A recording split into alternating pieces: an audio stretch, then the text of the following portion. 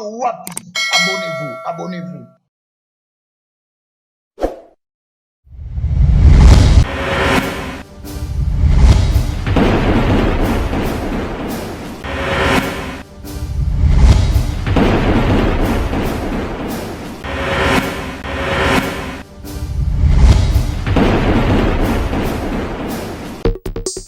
Salut à tous et bienvenue dans ce nouveau numéro de notre émission Analyse populaire.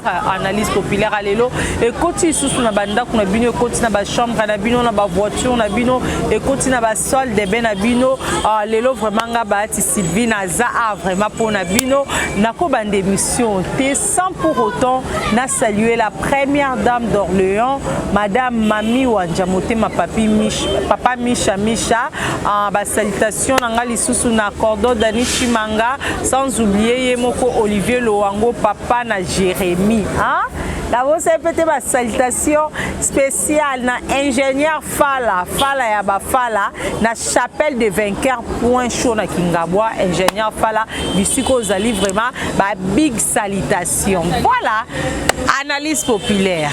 Yango vraiment la banda kuna bino tobeta lisolo ya orchestre quartier latin ya Kofi Olomide le grand Mopao Agbada Dombolo King hein? Légende de la musique africaine, légende de la musique congolaise, mais musique congolaise. En tout cas, chers internautes, ça fait mal vraiment. Départ, il y a Omba Lipasa, bébé J3, Lindalala, Balongwe quartier latin. Pourquoi Balongwe quartier latin? Donc on découvrir encore une émission au Nganabino. Hein? Omba Lipasa a Oumeli na groupe quartier latin. Omba Lipasa Olivier Loango abeti 18 ans. Donc basali même année. Basali ba année nde mokona sundu le cœur. Omba Lipasa za parmi ba artistes o ba patiente qui ba supporter qui Kofi na ba moment difficile na ba temps à bonheur bazaki qui na Kofi Olomide batika qui profite ba bande ko marcher na ensemble ande ba loba kaka dans le meilleur et dans le pire bazaki na Kofi omba tika qui profite omba supporter ba voyage belé peut au mona Kofi a voyager na omba ba voyage musupe omba tika là mais cette fois-ci Omba Lipasa alobi à Koli. Omba abi azasu na temps ya ko évoluer na groupe quartier latin. Pourquoi? Abi a combien la posa a salapé a évolué na carrière solo ndeto mona ba fali poupa balongwa quartier latin fali poupa alongwa quartier latin mais na tranquillité nyonso na respect nyonso ndemo pena Omba Lipasa abi alongwe quartier latin mais quartier latin etikali ndaku na ye. Omba zo reconnaître Kofi Olomide nde asala e azala. Omba bi nakoki nanga suko supporter te. Mais vieux quadra toke na peto zonga bato kwa ba omba bazé bato mondo obeti lelo sindi le cœur tour na poto okepe ko mema pe omba omba patienter belé omba patienter soko mema na poto te onga sata ke non te omba na tikelo pe temps évoluer na mekana obimisa album na ozano ka na quartier la te mais bimisa na nu album na yo moko ata single no moko engaki esala vraiment bien. Et à bopé ba artiste tous attend il y a koyoka ba musicien na biso to sale la rapé posa il y a motema ya ba musicien na biso ozomona lelo omba kei na ki pe su ba bi bébé J3 pe akei ba bi lindala la pe alongwe mais pour nga beaucoup plus souci na nga ezande omba pour na bi omba vraiment aza parmi ba poumon ya orchestre quartier latin. Omba Lipasa akena e na okinde komona Canada abenga ndeko Tony Bokula bi mama Sylvie omba soka longwe quartier la tezali parce que Kofi Olomide aboyi komema e na Cape Town. Babi na filé balongwa lelo bazo évoluer seul de artiste baza ebele ba artiste baza ebele donc to pesa ndeko la biso omba oyo to pesa e chance à évoluer bien parce que ngana bi omba c'est un bon chanteur. C'est un bon chanteur avec Omba eko simba lango eko simba joso eleka bien po via mutu lobia mutu mtaye bango ezaka nzambe et a mutu mokidité donc mutu mota ko cha point na via Omba que Omba Lipasa ndenga longo quartier la la terre et silipona et sukipona non c'est faux et archi faux. Donc topé c'est beaucoup plus de chance. La preuve année que balongo c'est 3 personnes mwemba. Mais ba tangaka komwa omba dem tu bazolo biake omba longwe quartier la terre omba longwe quartier la terre. Pourquoi? Parce que omba azaki poumon ya orchestre quartier la terre. O ko boyango etali. Ngala bi que omba azaki poumon ya quartier la terre.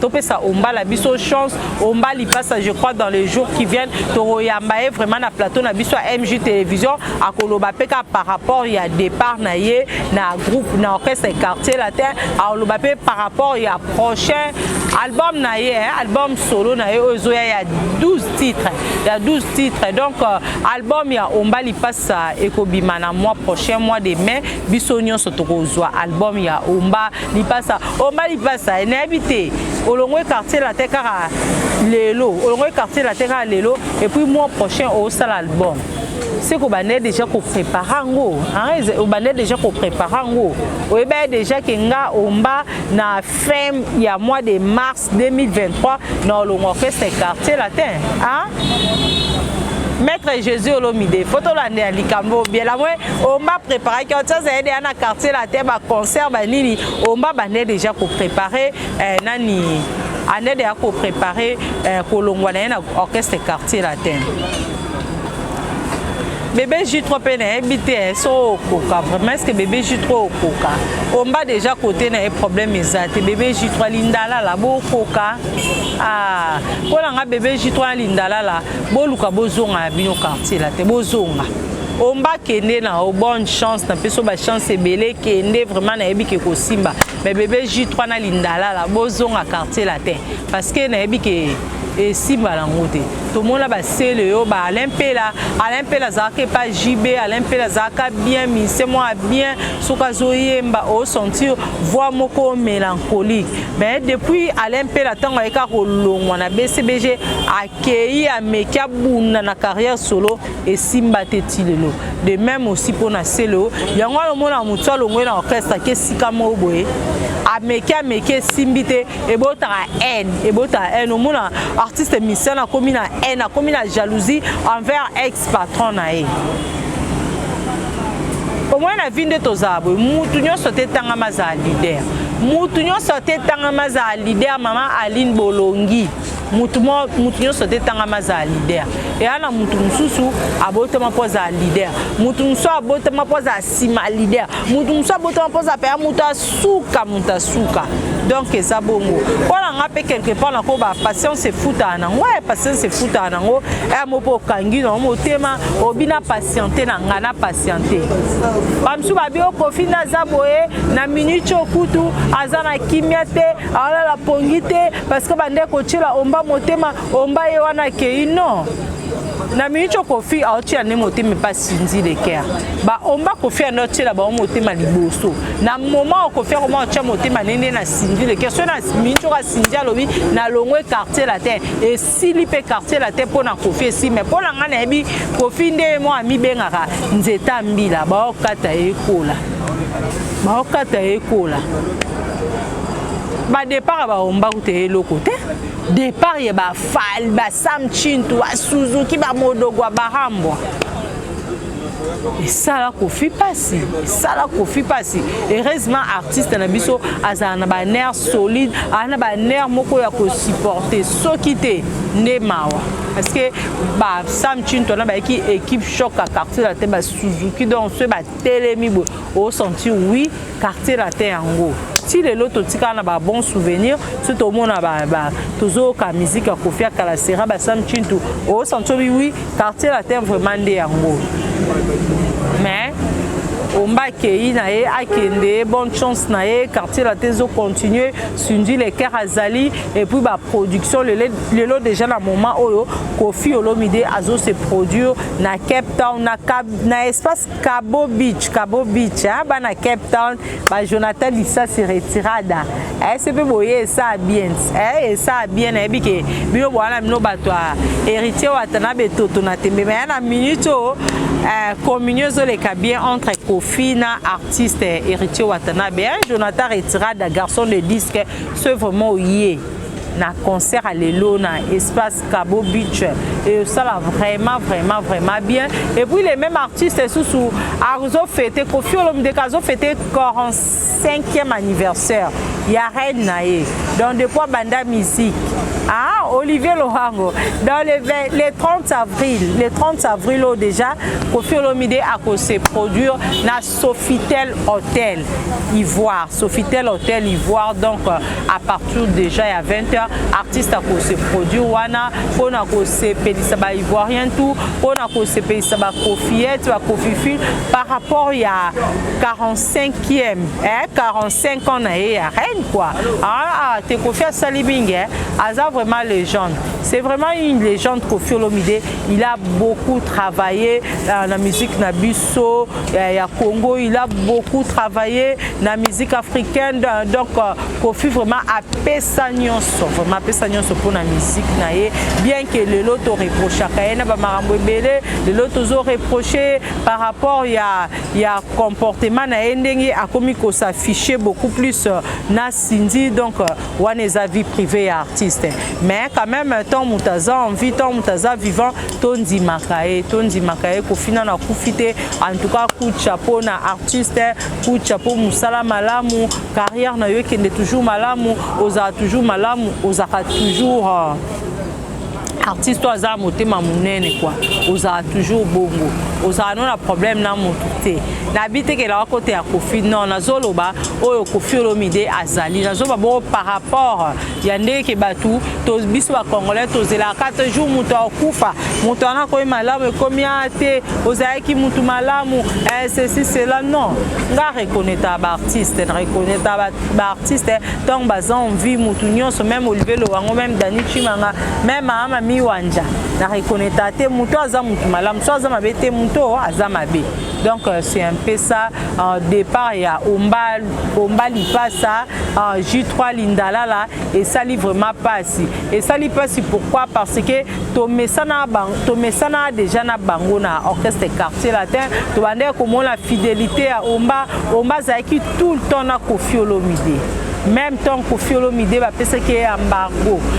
Omba Zaki toujours na Koffi Olomide. Dans les moments difficiles, dans les moments de bonheur, Omba tika qui profite. Azay toujours na Koffi. Lelo Omba a décidé à l'Ongwana quartier latin à évoluer seul na carrière solo. Donc ba bonne chance na Omba Lipasa. Bino bato bozozo attend ya koloba n'importe quoi pour na Omba. Alors Omba kende bande ko futa matin non. Omba Lipasa ndaza bongo aza témoin ba Koffi bande ko fute bien. Ce Omba Koffi ando fute bien té. Na ba émission Omba le kino mikolo na émission tout ça na France Témai. Na Afrique Info. Omba lingé ko lubango anga ba que non na quartier latin azaki mal payé Koffi Olomide ando fute ngate on a longwe non. Omba raison na ya ko longwa quartier latin ezaki assis à Koli mo kabina Koli na 18 ans na Wumeli. Donc baza promotion mon qu'on a suivi le cœur na quartier latin. Omba bi ke na stan Koli na koki susu ko évoluer na vie été na profiter nga pe fona kende na évoluer na carrière solo na nga na la kisa ba talent o na zanango na la kisa ba fanatique na la kisa ba mélomane tout ya bonne musique na koki déjà na Koli na zape capable le quoi ba artiste mususu ya ko évoluer na carrière solo. Donc c'est un peu ça. Coup de chapeau na yo, bonne chance na Omba Lipasa, bonne chance na bébé J3, bonne chance na Lindalala. Toza pour na soutenir bino.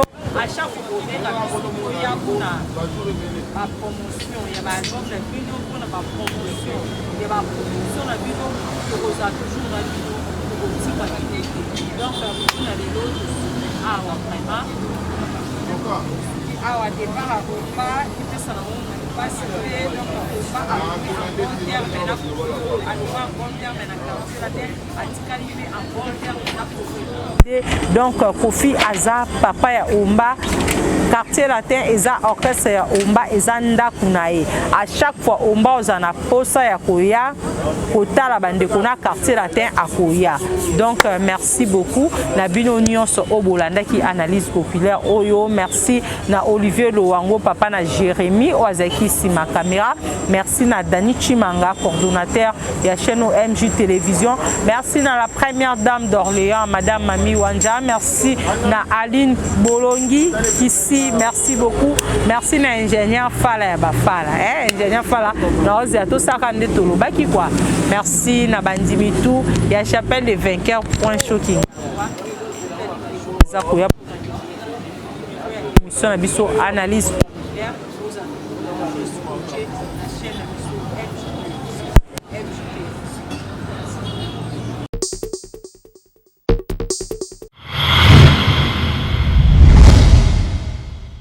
MJTV, vitesse wapi.